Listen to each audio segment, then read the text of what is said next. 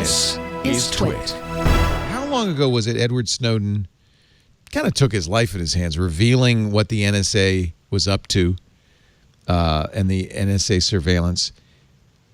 A court, the U.S. Court of Appeals, has now ruled that the mass surveillance of Americans' telephone records, which we learned about thanks to Edward Snowden 7 years ago, was illegal. And that intelligence leaders who defended the program lied. Edward Snowden released this statement. I never imagined I would live to see our courts condemn the NSA's activities as unlawful, and in the same ruling, credit me for exposing them, yet that day has arrived. The court said there is no evidence of it saving any lives or preventing any terrorist attacks. They said that the claims that the surveillance program had played a crucial role in fighting domestic terrorism were inconsistent with the contents of the classified records, that the program had violated the FISA Act, but the ruling doesn't do anything. It will not affect the convictions in 2013 that they claim were based on that information gathering. The ACLU said today's ruling is a victory for our privacy rights. So it's what we all knew. The NSA's bulk collection of American phone records was unconstitutional, but no harm, no foul. We'll just move along.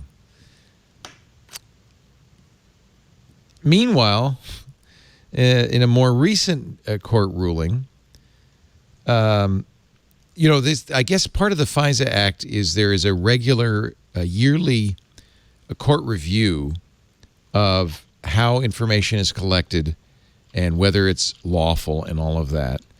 We didn't learn about this when it came out, but in December, after the review, a court ruling said that the FBI and others. Let me read the statement. In the ruling from December, which we just learned about, Judge Boasberg, who is the chief judge of the FISA court, approved the new annual rules, but scolded the FBI over many instances in which its analysts had violated the previous rules, including requirements that searches of the repository have a foreign intelligence or criminal purpose. The judge wrote, "It must be noted that there still appear to be widespread violations of the querying standard by the FBI. For instance, in August of last year, the FBI made a query for information using the identifiers of 16,000 people, even though only seven of them had ties to an investigation. The FBI said the entire search met the standard of being reasonably likely to retrieve foreign intelligence information or evidence of a crime, but the judge said that position was unsupportable and said all but the seven were broad, suspicionless queries, fishing expeditions." So even though the judge said, "I'm unhappy, you did it wrong, it's illegal," he said, "Okay, but go ahead." So a couple of court rulings that accomplish nothing but at least vindicate Edward Snowden and those of us who've said that there's no excuse for warrantless surveillance. Even the oversight isn't doing much to stop it. I talked to a source of mine about this last July, and she said, just casually, she said,